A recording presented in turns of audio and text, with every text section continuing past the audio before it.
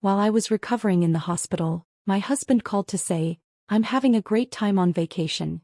Don't expect me to come home early." I replied, "I won't." When he returned, he found everything gone and a divorce attorney waiting. The sterile white walls of the hospital room felt suffocating, the rhythmic beeping of the monitors a constant reminder of my fragile state. The pain medication dulled the ache in my body, but it couldn't numb the deeper wound, the loneliness. I had hoped for a message, even a brief call from him to ask how I was doing. But there was nothing. Silence stretched across the hours, filling the gaps where his love used to be. Then my phone buzzed. My heart leaped, a foolish reflex of hope. I grabbed it, ignoring the four tugging at my wrist. His name flashed on the screen. Finally. Maybe he had realized how much I needed him. Maybe he would apologize for not being here. I pressed the answer button, my breath shallow. "I'm having a great time on vacation. Don't expect me to come home early." We did it. We're hitting 10,000 subscribers, and I couldn't be more grateful for this incredible community. Your support, your engagement, and your love for these stories of strength and transformation mean the world. If you haven't subscribed yet, now's the perfect time. Join us for more powerful narratives of resilience and taking back control. Let's keep growing together. His voice was relaxed, almost lazy, as if he were lounging on a beach somewhere, the sound of waves in the background. No concern. No warmth.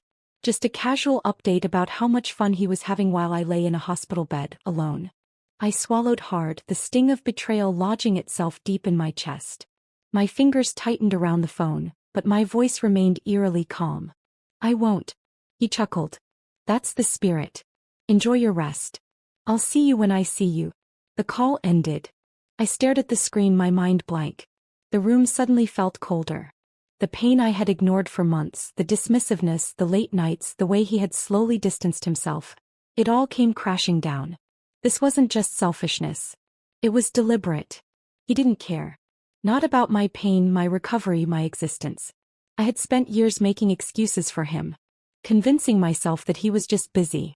That his emotional absence was temporary. That the love I had once felt so deeply for him would return if I was patient enough. But in that moment, as the silence filled the room once more, I knew. He was gone. Not physically, not yet. But the man I had married, the one I had built a life with, had long since checked out. And now it was my turn. I exhaled slowly, my grip loosening on the phone. There was no point in tears. No room for sadness. Not anymore. Something shifted inside me. A quiet realization, a steel-cold certainty. If he could be so indifferent, so utterly detached from our life, then I owed him nothing. The pain in my body was temporary, but the pain he had inflicted on my heart? That had to be answered. I had always been the one waiting, the one hoping. But not anymore. This time I wouldn't be the one left behind. The silence after that call was deafening. I had thought the pain of his absence was something I could endure, but in that moment I realized the truth was far worse. It was the deliberate neglect, the coldness, the way he had dismissed me so easily.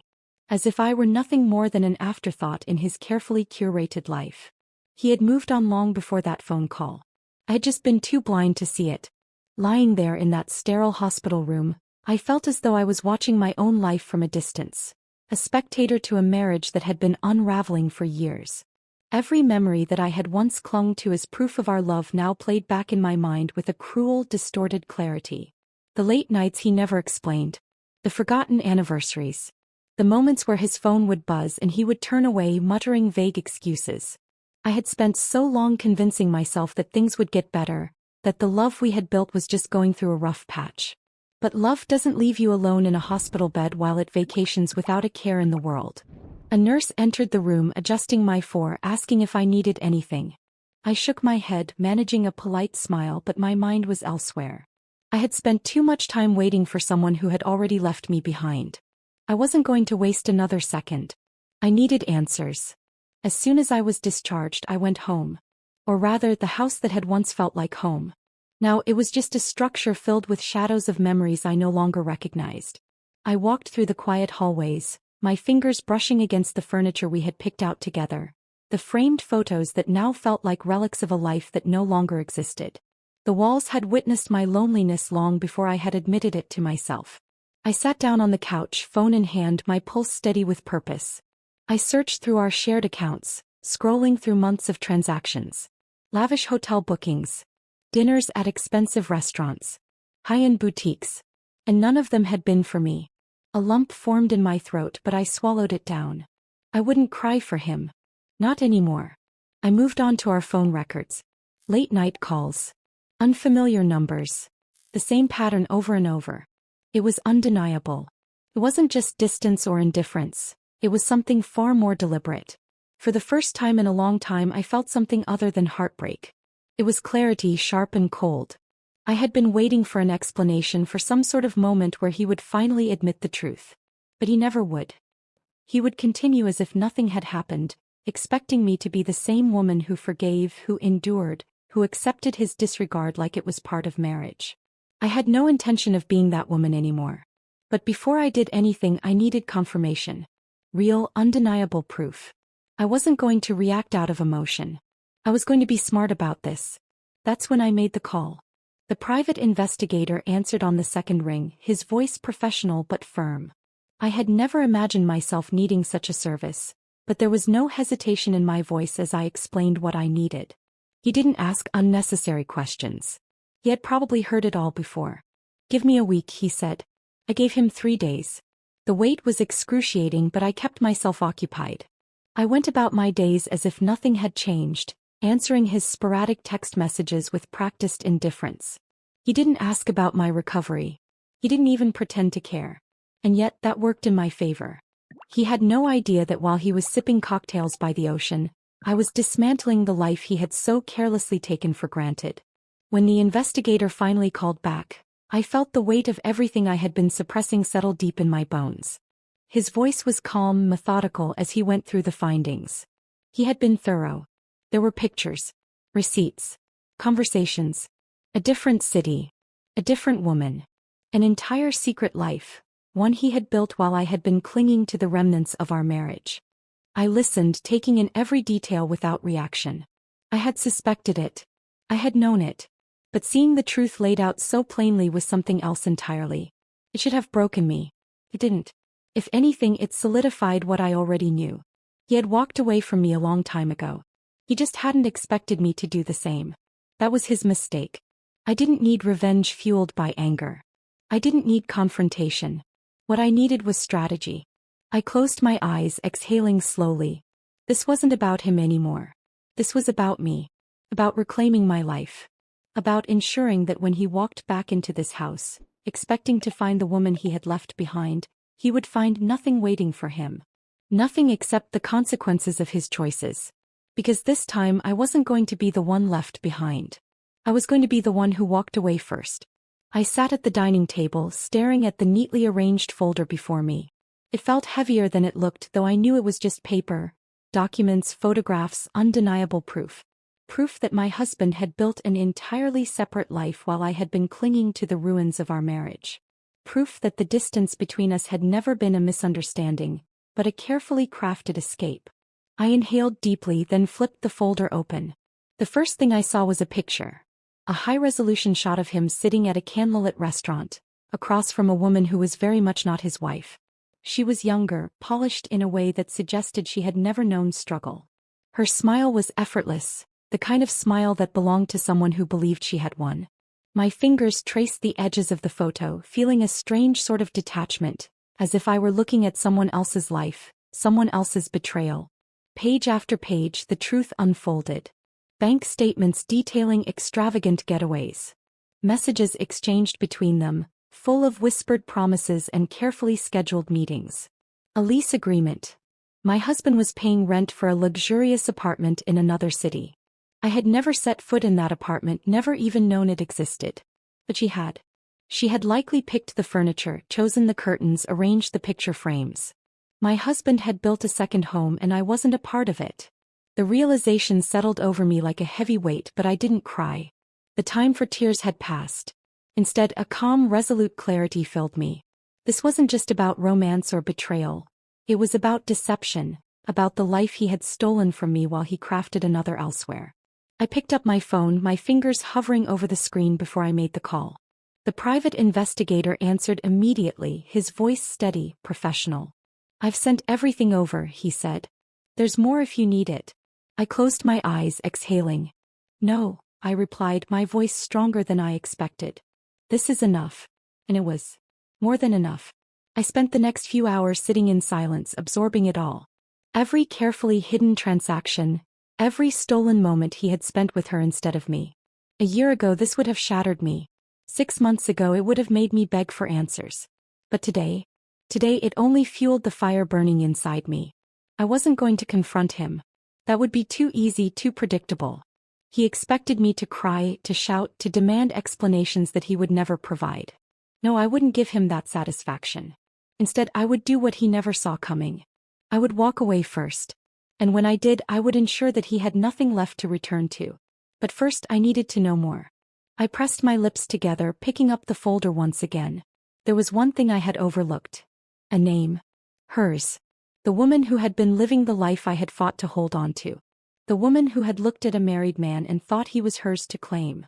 I tapped her name into my phone, my heart steady as I scrolled through the search results. Social media. Work profiles. An address. She wasn't just some fleeting mistake, she was a part of his life, woven into it so deeply that there was no denying it. For a brief moment I wondered if she knew. Did she think she was the only one? Had he spun the same lies for her that he had once spun for me? Or was she complicit, fully aware of the pain she was helping to inflict? I could have reached out to her. Could have exposed everything, shattered the illusion she had been living in. But that wasn't my fight. My battle wasn't with her. It was with the man who had vowed to stand by me and then abandoned me the moment it became inconvenient. I placed the folder back on the table, my decision solidified. I wouldn't warn him. Wouldn't give him time to prepare, to manipulate the situation to his advantage. No, I would move quietly, strategically. By the time he realized what was happening, it would be too late. He thought he had been playing a game, balancing two lives without consequence. What he didn't realize was that I had just changed the rules. This time I wasn't waiting for the inevitable heartbreak. I was writing my own ending. The weight of the truth had settled in, not as a burden but as fuel. I had wasted years waiting for something that no longer existed. Now I was done waiting. I was done hoping for answers that would never come. It was time to act. I sat at the kitchen table, the folder of evidence spread before me. Every page, every picture, every document was a step toward my freedom. But I wouldn't leave blindly. I wouldn't storm out in anger, demanding explanations that he wasn't worthy of giving. No, I would walk away with precision, ensuring that when he returned, there would be nothing left for him to salvage. My first call was to the attorney. The voice on the other end was calm, professional, and reassuring. She listened carefully, asking the right questions, guiding me through the process with a certainty that matched my own. She didn't ask if I was sure. I think she could hear it in my voice. This wasn't a rash decision. This was strategy. We need to move quickly, she advised. Do you have access to all financial accounts? I did. And that was my next step. I pulled up our joint bank accounts, methodically transferring funds into an account in my name only. I left nothing that he could claim, nothing he could use to fight me. I wasn't just walking away. I was ensuring that he had nothing left to stand on. The house was next. The deed was in both our names, but that didn't matter. My attorney had already advised me on how to handle that. Quietly, discreetly, I reached out to a real estate broker. I wasn't selling the house, not yet. But I was removing his name. By the time he returned, the home he had abandoned would no longer belong to him. Each move felt like a quiet victory, a step toward reclaiming the life he had stolen from me. But I wasn't done yet. I thought about the woman, the one he had built a second life with. I had no interest in confronting her, no need to warn her. She had made her choices just as he had. But that didn't mean she should be left out of the equation entirely. I took a deep breath and made another call.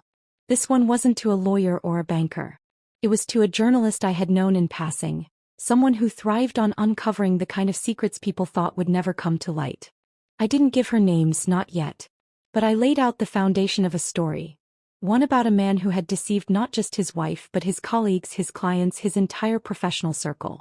Send me the details, she said, her voice tinged with curiosity. This sounds like something people will want to read. I smiled, though there was no joy in it. This wasn't about revenge, it was about exposure. There was still more to do. His company, an image-driven, high-profile business, valued reputation above all else.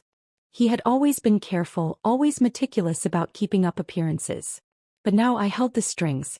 I had emails, messages, receipts, proof that he had used company resources for his double life. A quiet email to his firm's HR department, a few carefully selected attachments, and I ensured that his return from vacation wouldn't be the homecoming he had anticipated. By the time the day ended, I had put everything in place. My name was the only one on our assets. My accounts were secured. My attorney had begun the process of finalizing the paperwork. His career was hanging in the balance, waiting for the inevitable fallout. I sat back, exhaling slowly. For the first time in years, I felt at peace. Not because I had taken anything from him, but because I had taken control back for myself. He had left me alone in that hospital bed, thinking I would wait for him to return. But when he walked through that door, expecting everything to be as he left it, he would find nothing. Not me. Not his home. Not his life. Just the consequences of his own choices. The air in the house felt different. It wasn't just silence.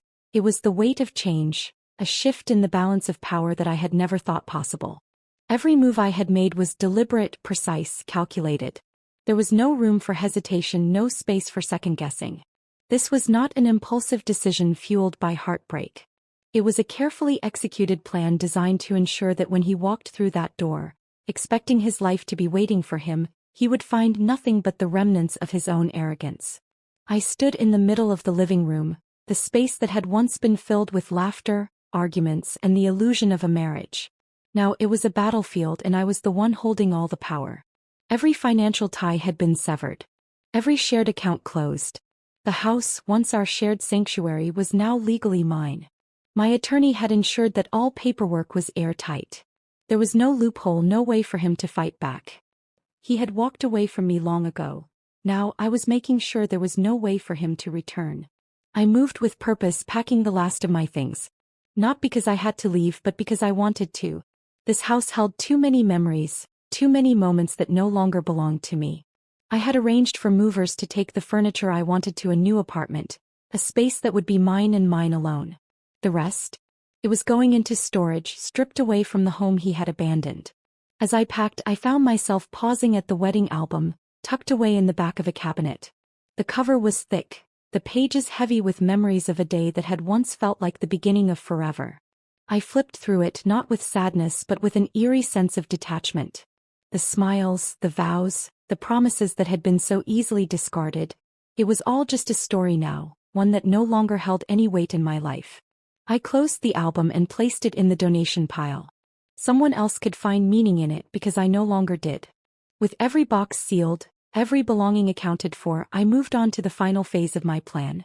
The documents had already been sent to his office. Proof of his financial misdeeds, forwarded to the necessary departments. The journalist I had spoken to was already drafting an exposé, gathering additional sources to corroborate the story. I had no intention of ruining him out of spite. I simply wanted the truth to be known. If that truth happened to dismantle the life he had built on lies, then so be it. By the time I was finished, the house was nothing more than an empty shell. The furniture was gone. The walls were bare. Every trace of our life together had been stripped away, leaving only the bones of a home that no longer belonged to him. I walked through each room one last time, ensuring that nothing was left behind. The divorce papers were placed neatly on the kitchen counter, along with a single note, short, simple, and final. You made your choice. Now I'm making mine. I didn't need to say anything more. As I stepped outside, locking the door behind me for the last time, I felt something unexpected. Not sadness. Not regret. But relief. A lightness that I hadn't felt in years. I had spent so long trying to hold on to something that was already gone. Now I was free. He thought he had played the game well, balancing two lives without consequence. But he had underestimated me. He had assumed I would wait, that I would endure, that I would accept whatever scraps of love he decided to throw my way. He was wrong. Because in the end he wasn't the one who left. I was. The house was silent, stripped of every piece of warmth and familiarity. The walls echoed with emptiness, no longer holding the remnants of our shared life. The air carried a strange hollowness, as if the very foundation of this place had recognized that something irreversible had happened. My work was done. Every item of value had been packed and moved, Every financial tie severed, every legal document set in motion.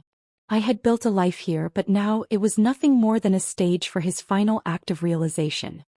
He would come home expecting comfort, only to find a space as empty as the love he had abandoned.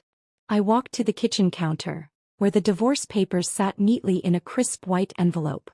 Beside it was the only note I left for him.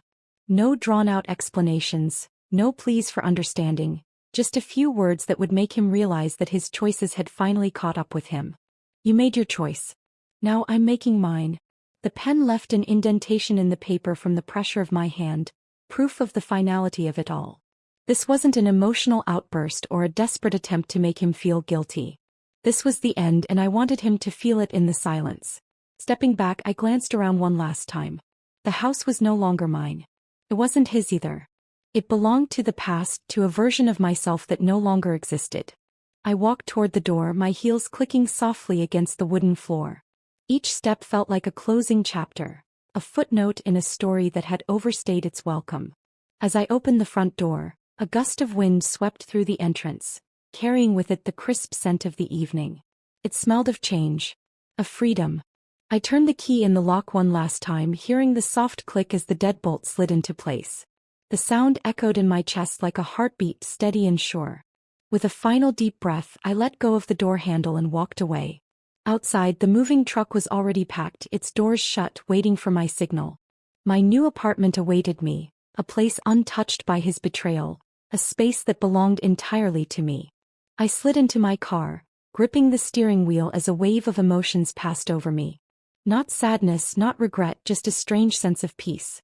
I had thought this moment would be painful, that walking away from the life we had built would feel like tearing away a part of myself. But it didn't. It felt like release.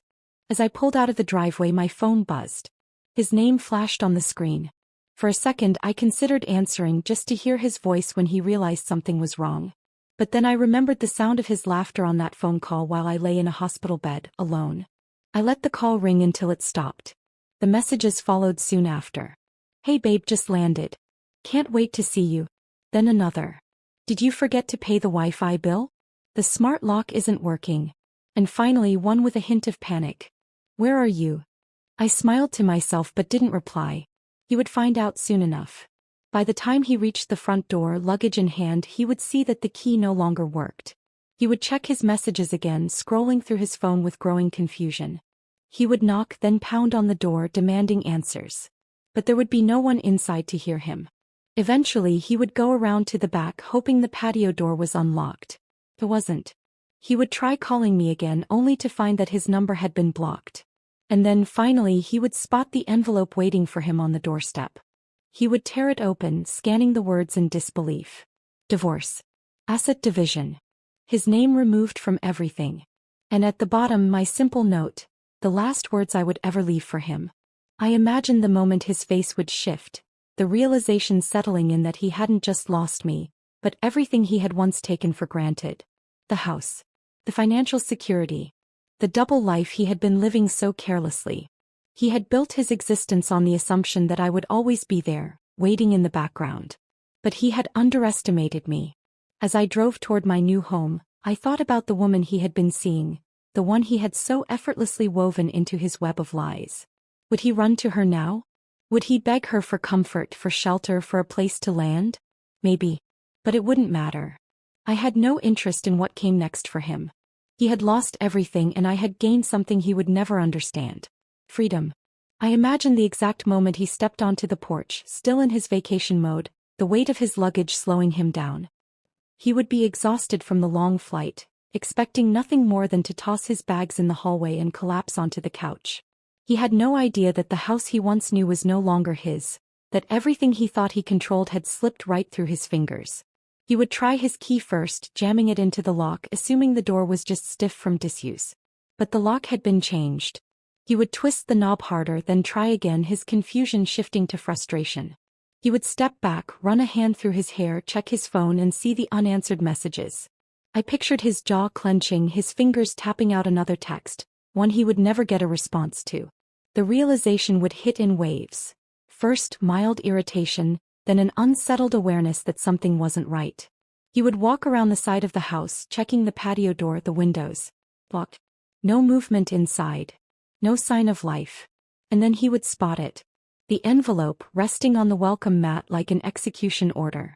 A formal, sterile thing with my lawyer's firm stamped in the corner. His name, printed in sharp black ink, as if the universe itself had left him a message he couldn't ignore. He would bend down, hands trembling slightly now, and rip it open. His eyes would skim over the legal jargon at first, but then he would see it. The word that would shake him to his core. Divorce. Legal separation. Asset transfer. His name removed from everything. He would scan the documents again, his mind refusing to process the words. I imagined him storming back to his car, grabbing his phone, dialing my number with growing panic. The line wouldn't even ring. Walked. That realization alone would send him reeling. He would try my friends, my family, reaching for someone, anyone, who could give him an answer. But I had already warned them. No responses. Only silence. Then the second wave would hit. The gut punch of returning to his car, throwing open his banking app and seeing the truth staring back at him. Every joint account dissolved. His personal funds, drained of my contributions. His name wiped clean from everything that had once been his safety net. I wondered how long it would take before he called his office, only to find out that I had sent everything. The proof, the messages, the shady business dealings that had kept him afloat for so long. The company's PR department wouldn't touch him now. His colleagues, the ones he had always bragged to, would be whispering behind closed doors, his reputation crumbling in real time. His heart would start racing then, the panic fully settling in. He would rush back to the house, slam his fist against the door, shout my name into the void. But there would be no answer. Only the emptiness he had created. And when he finally realized that nothing was coming back, not the house, not the money, not the life he had so effortlessly taken for granted, he would sink onto the steps, phone still clutched in his hand, and stare blankly at the world that had moved on without him. For the first time in years he would feel what I had felt. The loneliness. The abandonment. The bitter truth of realizing that someone you once relied on had already left you behind. And I wouldn't be anywhere near that house to witness it. I would be miles away, starting a new chapter, one that didn't include him. The irony was almost poetic. He had spent years building a secret life, weaving lies, assuming I would always be there, waiting in the shadows.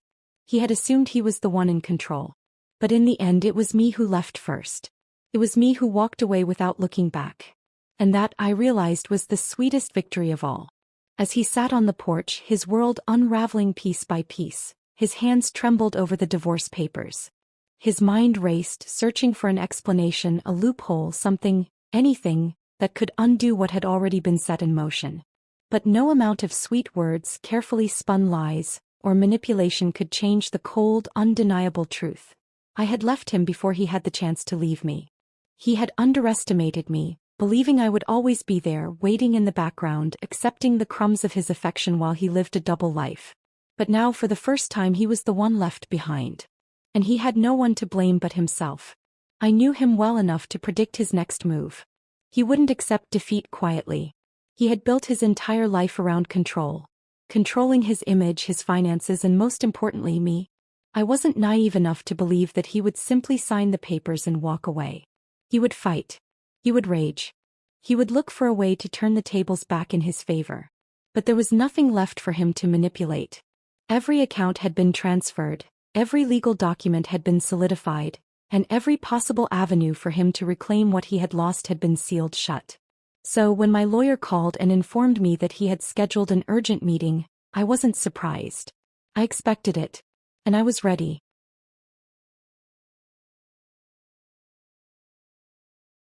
The office was modern and pristine, the kind of place that reeked of power and finality. The moment I walked through the glass doors, I felt an odd sense of calm settle over me. This wasn't a battlefield. This was a victory lap. The receptionist greeted me with a polite nod, guiding me to a sleek conference room where my attorney was already waiting. She was calm, composed, the epitome of professionalism. Across from her sat my husband. Or rather, the man who used to be my husband. He looked different now. Not just exhausted from his long flight, but drained, almost ghostly. His once confident posture was slightly hunched, his fingers tapping against the table in barely concealed frustration. He had dressed sharply, as if looking the part of a successful man could somehow fix what had already been broken. But I saw through it. The expensive suit, the polished shoes. It was all just armor, a desperate attempt to mask the chaos that had taken over his life. His eyes met mine the second I entered, searching, pleading, but I gave him nothing. No anger. No sadness. Just indifference. "Sit," my lawyer said smoothly, breaking the tense silence. I took my seat, crossing my legs, placing my hands neatly on the table. I could feel his gaze boring into me, waiting for me to crack, to show some sign of hesitation. But I wouldn't give him that satisfaction. He exhaled sharply, shaking his head as he glanced down at the divorce papers. "This is insane," he muttered. "We need to talk." "There's nothing to discuss," I replied evenly. His lips pressed into a thin line. "You're really going through with this?" I tilted my head slightly, studying him. "You seem surprised." He let out a humorless chuckle, leaning back in his chair. "I thought we were better than this." The audacity almost made me laugh. Better than what? Better than the months of deception? Better than the private life he had built behind my back? He spoke as if we had been equals in this, as if his actions had been minor mistakes rather than calculated betrayals. My lawyer cleared her throat. "Mr. Reynolds, this is a legally binding agreement. You were served properly. We are not here to renegotiate." His jaw tensed. "This is ridiculous. You can't just take everything and walk away." I leaned forward slightly, my voice calm but firm. "You already did." The words hit him harder than I expected. His breath hitched for a fraction of a second, his fingers tightening into fists before he quickly masked his reaction. But I saw it. For the first time he understood. He scoffed, shaking his head again. "So that's it? After everything we've been through?" I didn't flinch. "Yes." A long silence stretched between us. I could almost hear the wheels turning in his mind, scrambling for a way to regain control, to shift the power back in his favor. But it was useless. He turned to my lawyer, his tone sharp. "I refuse to sign this." My lawyer didn't blink. "That's your choice. But if you refuse, we will proceed with litigation, which will not work in your favor. Your financial records, your personal dealings, and your professional misconduct are all well documented." She slid a separate folder toward him, one he hadn't seen yet. "If this goes to court, you stand to lose more than just your assets." His expression darkened as he flipped open the folder, scanning the contents. I watched as the color drained from his face. He had known I had discovered his betrayal, but he hadn't anticipated the depth of my knowledge. The bank transfers, the hidden accounts, the misuse of company funds. Every skeleton he had buried was now laid out before him. His fingers trembled as he shut the folder. He knew he had no choice. His eyes flickered toward me one last time, and for a brief moment I saw something real: regret. But it was too late. Regret wouldn't change anything. Regret wouldn't undo the nights I had spent alone, wondering why I wasn't enough. Regret wouldn't erase the pain he had so effortlessly inflicted. He reached for the pen, his movements stiff, mechanical. With a deep inhale, he signed his name on the line that ended our marriage. It was done. My lawyer gathered the papers, sliding them neatly into her case. "We'll be in touch with the finalized documents." I stood, smoothing the fabric of my dress. He remained seated, staring blankly at the papers, the weight of his loss finally sinking in. As I walked toward the door, he spoke, his voice barely above a whisper. "Was I really that easy to leave?" I paused but didn't turn around.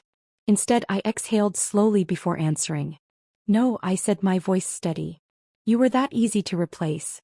And with that, I stepped out of the room, out of his life, and into a future where I was finally free. The sound of my heels echoed through the marble-floored lobby as I walked out of the law office, the final papers now in my lawyer's possession. The air felt different, lighter, cleaner, untainted by the weight of the past I had finally let go of. I took a deep breath, letting the crispness of the day seep into my bones, filling the spaces where pain and uncertainty had once resided. The battle was over. And I had won. I stepped onto the sidewalk, the hum of the city wrapping around me. People moved past, cars honked in the distance, and life continued as if nothing extraordinary had happened. But for me, everything had changed. The chains that had bound me for years had been broken, and for the first time in as long as I could remember, I was untethered. I felt my phone buzz inside my purse. A message. I already knew who it was before I even checked. Curiosity made me glance at the screen. It was from him. A single line, "You really walked away just like that?" I exhaled slowly, shaking my head. Even now, after everything, he still didn't understand. He still believed I was the same woman who would second-guess herself, who would hold on to the memories longer than she should. He didn't realize that I had already walked away long before today. I slipped the phone back into my bag without responding. He wasn't worth my words. As I hailed a cab, my mind drifted to the life ahead of me.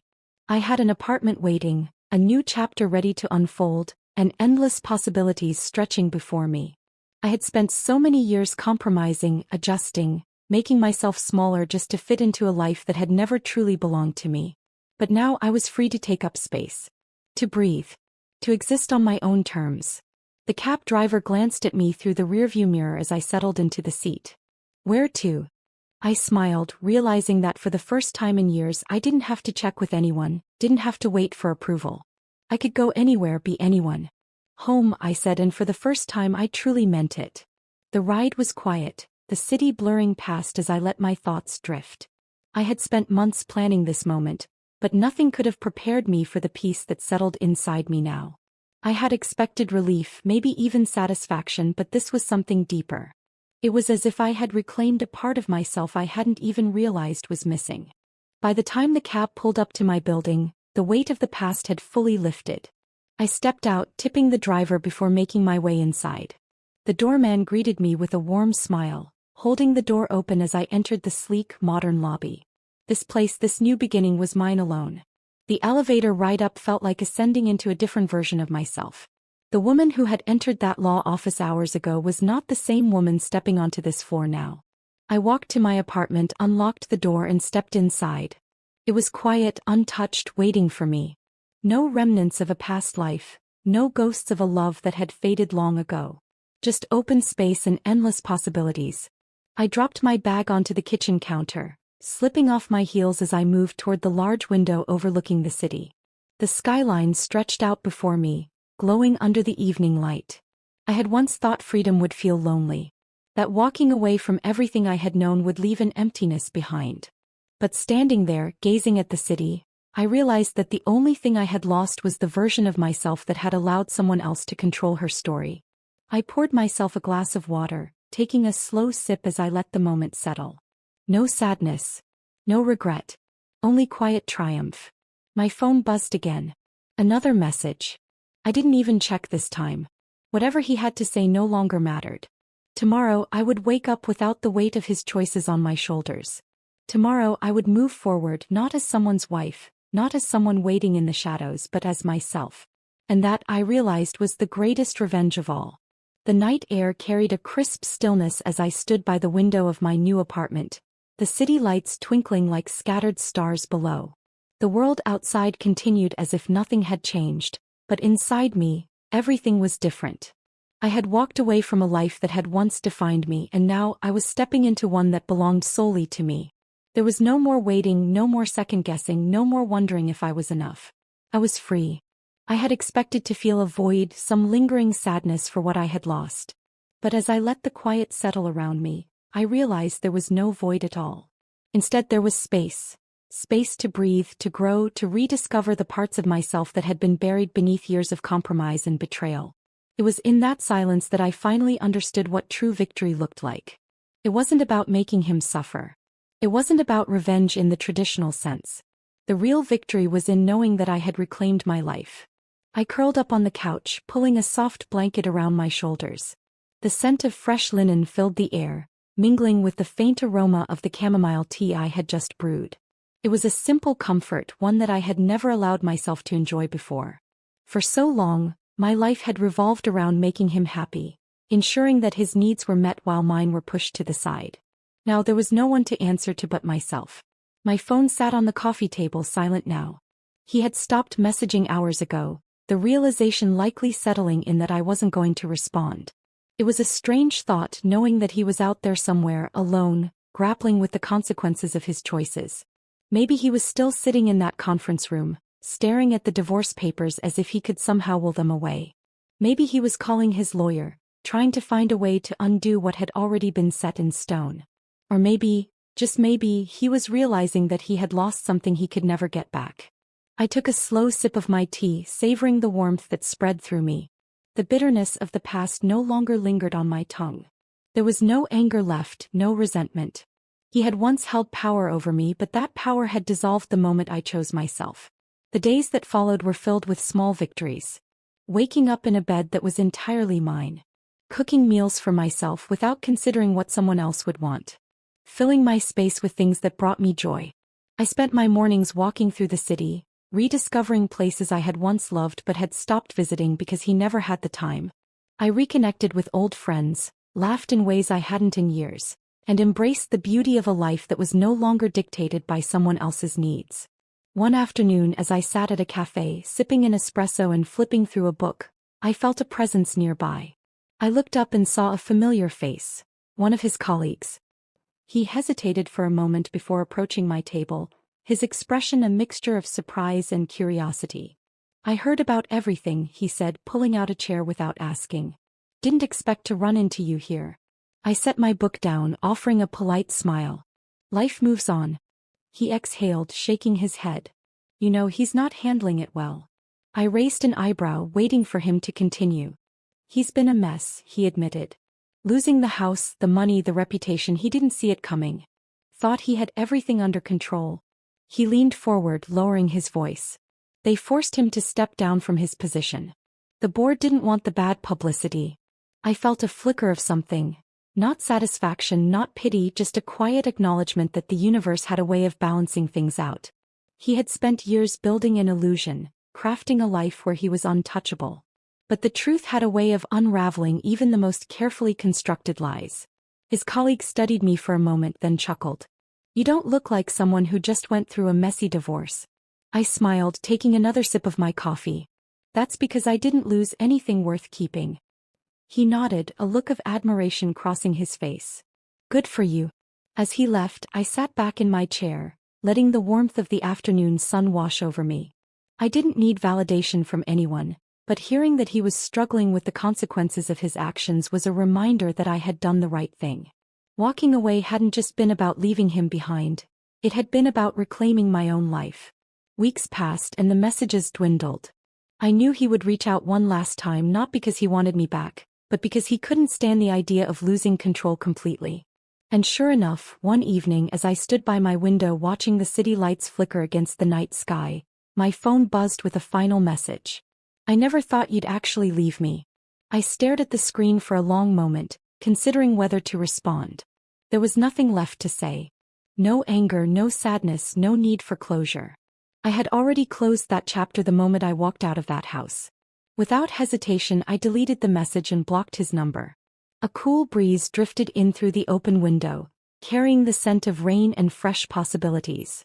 I closed my eyes, inhaling deeply, letting the night wrap around me like a comforting embrace. There was no more looking back. No more dwelling on what had been lost. I was finally free. And that, I realized, was the sweetest revenge of all.